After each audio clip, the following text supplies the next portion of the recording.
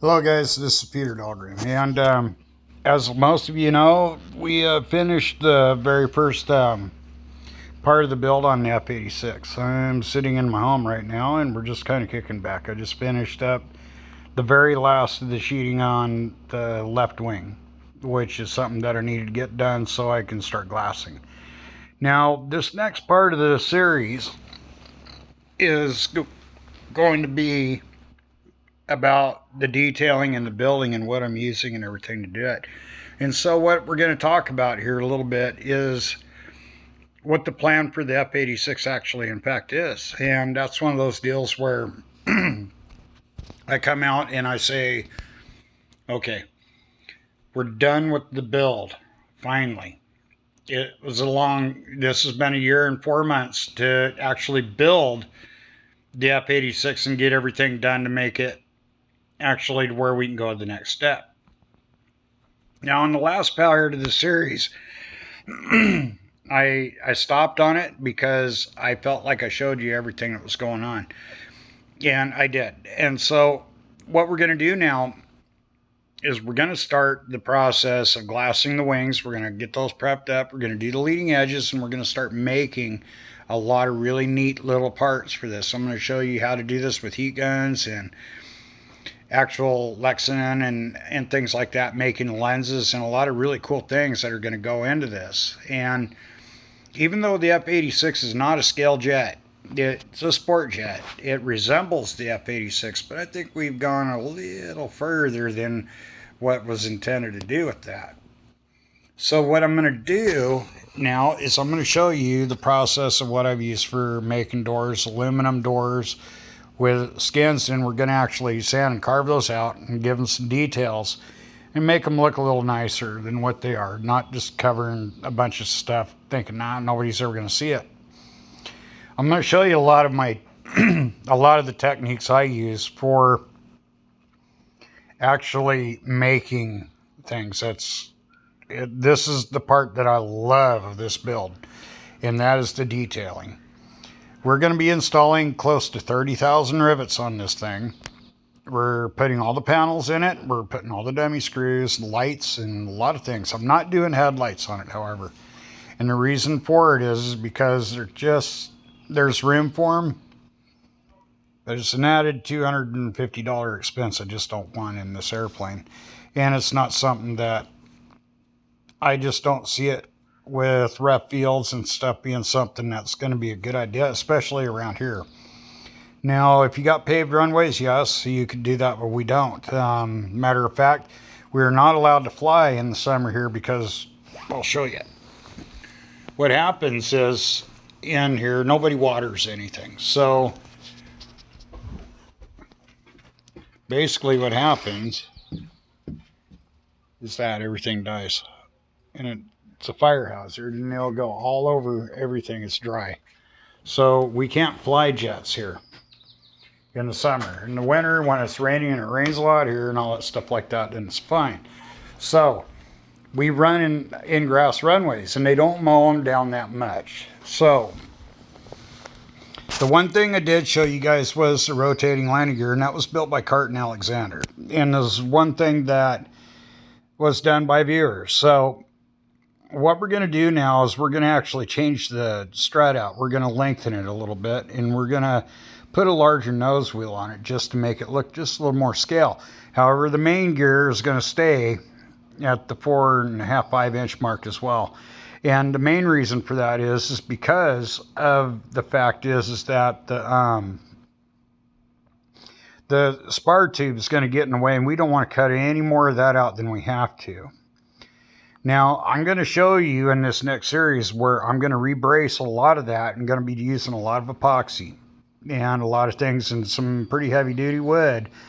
And this is going to be where we start rebuilding the airframe to get the rigidity back to it. Not that it will ever break, because it won't.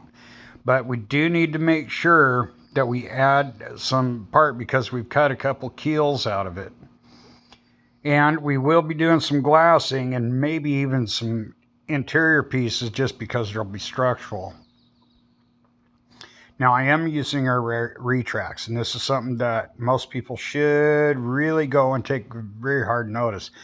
I was going to go Electron, but I did not like the way it looked. I decided that, God, it just ruins the airplane to me. I've seen where a couple guys did it, but again, we're sport jet, so it's not something. Basically, when they designed this jet, it was designed to resemble the jet. It resembled an F-86. Well, I changed a lot of things on this jet, and I added a lot of things to it. So, speed brakes, don't need them, but I put them in there. And even if they don't work efficiently, then they're there. And they'll work for static a little bit. But the gear, the doors closed, they'll work just fine, making the hinges and all that stuff. Well, we're going to talk about those things. And I'm going to show you a lot of the techniques and things to do that don't cost a lot of money. They just take time. And the reality is I probably will order some quarter scale, door hinges because they're cheap. They're not much. And they come with the hardware and all that. And for $7 or $8 a pair, it's worth it just to buy it. We will be adding a few things. We're going to be doing some tapping, and I'm going to show you guys a lot of these things because landing gear doors are going to need some hinging points and this and that to work. And they're going to need some arms on there to actually make a lot of these things actually, in fact, do what they're supposed to do. I'll be using Robart, standard 1-inch rams, and they'll work just fine. Now, the sliding canopy and the interior of this airplane is a whole different animal. And I started messing with it. It's going to be a lot of work. Now, I can buy a lot of parts from iFlytillies. They'll look great. And I think one of the things is that's where I really want to be with this. And so I'm going to have to make some adjustments to the dash. And I raised it on purpose with the F-86. I raised it a full 3/8 of an inch to get the height of the canopy right. And the reason for it is because the real ones, they go like this. They go like a big horseshoe when you look at them face on. And I'm also going to show you, I'm going to use Bondo to make certain pieces of this just look a little bit better.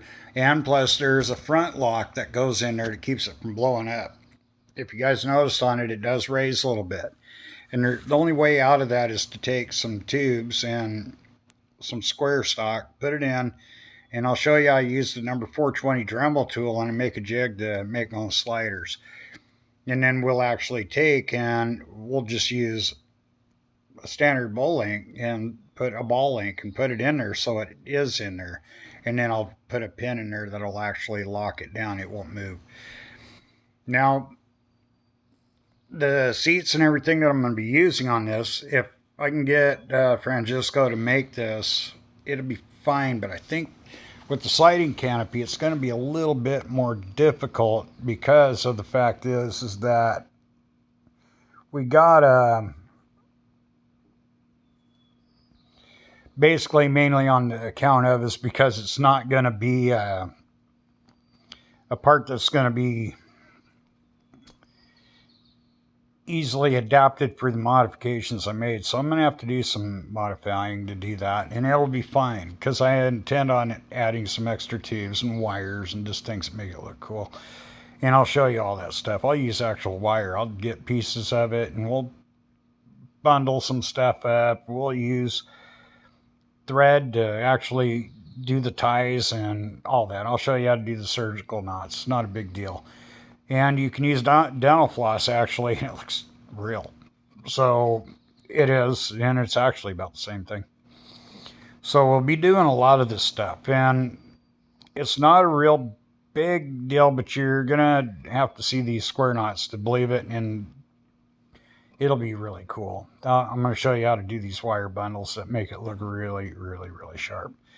So the one thing is that I might even change the way that actuator works in the jet itself, because For one thing, I can make that where it actually will look like it's actually the actual ram that closes it, because there is one in there. So we may change a few things yet. That's why I have not glassed the inside of that canopy, because we're not into the we're really not in a spot to where we were ready to start doing a tremendous amount of detail, because there was so much work involved in that. So now that we've got that, we can actually go through and actually make this work and make it work right. And I did preliminary work, but I've never done any finished work on the canopy. The canopy's primered, but that's it. Now the windows, I have two different sets of windows for this thing. I've got a thin one, and I've got a real thick one. And judging on there, I've already weighed the airplane in at 34 pounds. So, and that's with everything in it, by the way. But paint's going to add a little bit and a little bit there. So I'm guessing about between 36 and 38 pounds when it's ready to go. So we got to be mindful of this stuff as far as weight. We don't want to exceed 40 pounds if possible. And we want a flying weight of approximately about 45 to 46. No more than 50 pounds, period. I mean, in this country and in this state, we are required to do what they call a drone registration. And it's because of people in their drones flying them around with taking pictures and flying with their cell phones and stuff like that. Now, people have gotten in a lot of trouble because they're flying and they're flying around airports and all this other stuff and causing just a mess. So what we're going to do is we're going to get all this stuff done, and then we're going to show a lot more about what we're doing. And hopefully within the next 3 months, we can start doing some taxi testing and actually getting this thing fired up and actually possibly flying pretty soon and doing a maiden. Now, one thing I want to bring up to everybody's attention, normally a lot of guys would have their stuff painted before they ever fly it. I don't. I actually get it together and go out there and just I start flying it. When it gets painted, it gets painted. But the thing is, we got to get some stick time in it. And we got some time. Our building season is completely opposite from what it should be here. So, and the summer is the perfect time to be doing glassing. That stuff sets up quickly. And so, where in the winter, it takes forever for that Z-epoxy to cure the way I do it. And we want a working time of about 35 to 40 minutes, but slowing it down, and this is why I do the denatured alcohol. For one, it takes all the water out of the resin, and it also makes it extremely thin. So what it does is it penetrates that wood even more, and it makes it. Now, the one thing I want to explain about fiberglassing, and especially on wings, and that's why we're doing this, that's why I did it this way in the series. The wings don't need any more than 1 ounce cloth, and it's a wood structure. It's never going to be anything more than that. So what we're going to do is we're actually going to take and we're going to put 3 coats of resin on it. We're going to sand them down. We're going to use 2K automotive grade filler primer, and we're going to fill them up and we're going to sand them. This takes a little bit of time. Also, at this point in time, I'm going to show you how I'm doing these damn wing tanks, and they'll try your patience. I'm not really afraid of them, but God, they're just a pain to do. And so I'm going to do them a little differently. I like to use big sheets when I do a lot of things, but these are not going to be able to do that. And I've tried planking them, and they're just a lot of work. And so I'm just going to go ahead and do one, then I'm going to do another and get one ready to go, get it ready to glass so I can get them fit to the airplane. The pylons are self-explanatory, and these are extras. So I didn't consider them part of the actual build of the airplane. That's why I never showed anything about them, but I will in this one. And we'll go through and we'll talk about this. Also, We will be installing and setting up the MPX connectors and going through the wiring in great detail on how this works, and also getting things ready to go. Now, I did install some of the electronics in the airplane, but if you're building this airplane, you know that they're easily removed by removing 4 little tabs. Now, these tabs need to be secured with servo screws, and I have a bag of them. I have hundreds of them, and it's something that needs to be done. And so there is a lot more to do.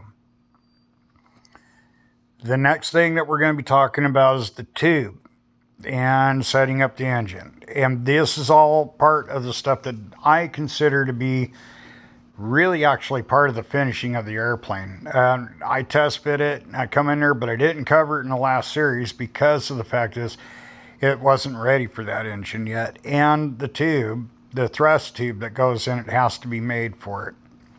And I have not been able to get anybody to actually answer me when it was going to be, but I know that it's going to be roughly $200 to do it. So, I've got a lot of things going on. I'm going to cover some of the modifications I'm doing to the actual exit on there because the thrust tube does connect to that. And I am going to put an afterburner light in it, I think, and just because it looks cool. If I can find one in the right diameter. And if I can, I will. If not, I'm not going to worry about it. But I went through a lot of trial and error with this jet. And as you guys can see, it turned out pretty freaking awesome. It's exciting to see it in its state right now because now I know that in a couple days I'll be glassing those wings and it'll be outside for the first time for everybody to see. And then we can start doing the details. There's a lot of riveting. There's a lot of parts. There's a lot of monoclaves that go on that airplane.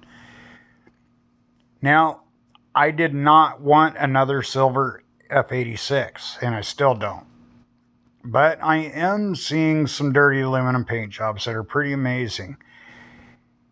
And I may do a Vietnam era, but then again, I may go with the tulip because the German airplanes are beautiful. I just love the way they look. Got a lot of different cool colors and just neat stuff. Now, I am a firm believer in class coat paint. But I've been using a lot of Spray Max lately, and there's also some guys that will show you about latex, and it's pretty impressive with Spraytex semi-gloss clear over the top of it, and it is extremely durable. There's a lot of water-based clearers out there that work extremely well, but I want to remind you that we're going to be using a lot of Model Master paint and a lot of other things on this for detailing. I have not completely done this because if you guys have shot for what it cost for maskings, they're unreal. So, I'm going to come up there and introduce you to Mears because Mears can do the stars and bars and all these deals. He just needs to know the size and he can make them. And he'll do them for a fraction of what the cost is on all that stuff. And it's just insanity how much that crap cost. I mean, I went and I went, oh my God, 500 pounds for masking tape. I did not like that. And I almost said screw it. And just went and got some vinyl decals and did it. But it defeats the purpose of building an airplane for 2 years that you're going to take for competition if you're going to take stickered airplanes out there. Just after all that work, not happening. And so we got to make this airplane look as neat and possible. So we're going to be doing this. So do yourself a favor. I do it a little bit differently when it comes to the weathering. But there is a guy from Australia that is now here in the United States, and none other than Peter Goldsmith, and he does some of the most incredible weathering stuff I've ever seen. I mean, beautiful. The guy's amazing. And also, look up Bob Rice on YouTube and get some ideas there. because there's a lot of different ways. And if you guys know Becky or Buchanan, that guy is the master, period. I've never seen such good work. And so there are tons of great guys. But you guys got to remember, we have a sport jet. It won't be a master scale. It never will be anything other than a sport jet. But we're going to make it look pretty freaking amazing. So, like we say in the United States here, holding my beer, going in. And we're going to get this done. And we're going to start achieving some really cool greatness. And I am going to be adding some stuff that is not scale to this airplane. But we're going to be doing some really cool stuff. Pitot tubes. Oh, God, there's a lot of things going to go on in there that are just nuts. And I'm going to make those magnetic and removable. So, I'll invite all of you now to stay tuned. The last show will remain on YouTube forever for all of you to use for references and come up and get. But the next one is going to be where we actually go through and make this thing incredible. We're going to be using a lot of micrometers. We're going to be using a lot of chart pack tape. And actually, we're going to be using some more of the panel line tape that Mears uses. But I'm kind of looking at some other things and some other options here. So I might go a little bit bigger on the wings just because I can. And I want those details a little bit more prominent. So they look great on the fuselage. And that's the way they are in real life. You do not see a lot of panel lines on the actual F-86. You just don't. And there's a lot of things that do get shown on there, like the door hatches and all that stuff like that. We're going to make those a lot more because when we get ready to camo the plane, it's going to get nuts. It's going to be freaking crazy. It's going to look old before it even goes outside. So anyway, stay tuned, guys. Thanks for watching the first series. I really enjoyed doing that. Now I'm excited about getting the next part of the build done. And this is where it's going to get interesting. So anyway, part one of the build is complete. Thank you, everybody, for doing that. And thanks for sharing your builds with me. I do appreciate that a lot. And we're going to start making things just about ready to get real. So watch this, guys. Thanks for watching.